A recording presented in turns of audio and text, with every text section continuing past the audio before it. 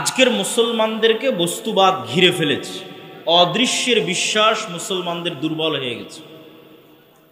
মুসলমানদের অদৃশ্যের উপর বিশ্বাস নাই, শুধু মুখে বলে যে হ্যাঁ আল্লাহর উপর ঈমান আনি, ফেরেশতার উপর ঈমান আনি, এগুলো সব মুখের কথা, বাস্তবে এগুলো কোনোটার উপর বিশ্বাস নাই।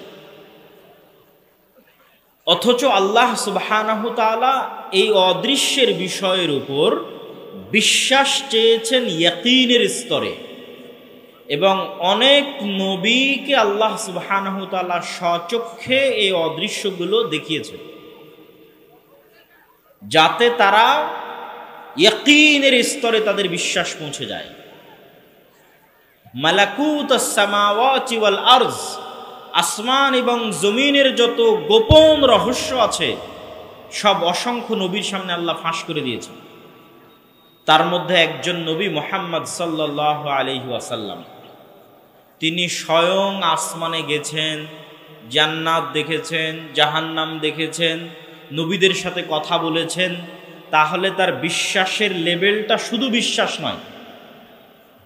যেমন আজকে এই মঞ্চে আমি আসার আগ পর্যন্ত আপনারা বিশ্বাস করতেন আব্দুল্লাহ বিন আব্দুর রাজ্জাক আসবে, এবার যখন আমি চলে এসেছি আপনি নিজে চোখে দেখছেন, এটা ইয়াকিন।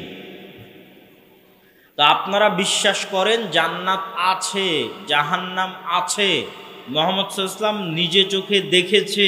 এই যে জান্নাত, এই যে জাহান্নাম, দুই বিশ্বাসের মধ্যে আসমান জমিন পার্থক্য আছে।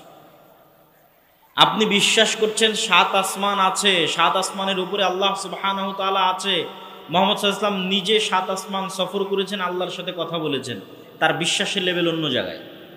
কিন্তু কথা হচ্ছে মানুষ হিসেবে রাসূলুল্লাহ সাল্লাল্লাহু আলাইহি ওয়াসাল্লামের সাহাবীরা যেই লেভেলের বিশ্বাস স্থাপন করতো, আমরা অন্তত কাছাকাছি তো ওই লেভেলের বিশ্বাস আমাদের দরকার।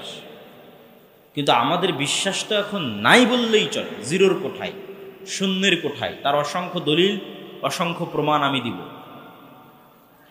দেখেন, আমরা যদি বিশ্বাস করি আদম আলাইহিস সালাতু ওয়াস সালাম আসমান থেকে এসেছে, তাহলে আসমান থেকে নামার দরজা আছে, নাহলে আসলো কোত্থেকে? শুধু কোরআন নয়, বাইবেল, ইনজিল, তাওরাত সব পরিপূর্ণ হয়ে আছে যে আদম আলাইহিস সালাম জান্নাতে ছিলেন, হাওয়া আলাইহিস সালাম জান্নাতে ছিলেন, আসমানে ছিলেন, ওখান থেকে নামিয়ে দেওয়া হয়েছে। তার মানে আসমানে যাওয়া যায়, আসমান থেকে নামা যায়। আমরাই তো জান্নাতে ছিলাম, এই জন্য আল্লাহ বলেছে যে এটা তোমাদের ওয়ারিস, তোমরা আগেই মালিক ছিলা। আমল দিয়ে তোমাদের যেই জান্নাতের তোমরা ওয়ারিস ছিলা, সেই জান্নাতের ওয়ারিস পাকাপোক্ত করবা। জান্নাতে তোমরা আগেই ছিলা, ওয়ারিস সূত্রে জান্নাতের তোমরা মালিক। আমল দিয়ে সেটা কনফার্ম করতে হবে। যেমন ইউনিয়ন অফিস থেকে ওয়ারিশান সার্টিফিকেট নিয়ে আসতে হয়, কেউ তো আর আপনাকে বাদ দিতে পারবে না, কিন্তু তারপরও সার্টিফিকেটের দরকার হয় খাজনা খারিজের জন্য। তো জান্নাতে তো আপনার পিতাই ছিল, তা আপনি ওয়ারিশ সূত্রে জান্নাতের মালিক, কিন্তু আমল দিয়ে সেখানে পৌঁছতে হবে। তার মানে জান্নাত আছে, জান্নাত থেকে নিচে নামা যায়, আবার নিচে থেকে উপরে উঠা যায়। এটা অত কঠিন কিছু নয়, অনেক সহজ কিছু।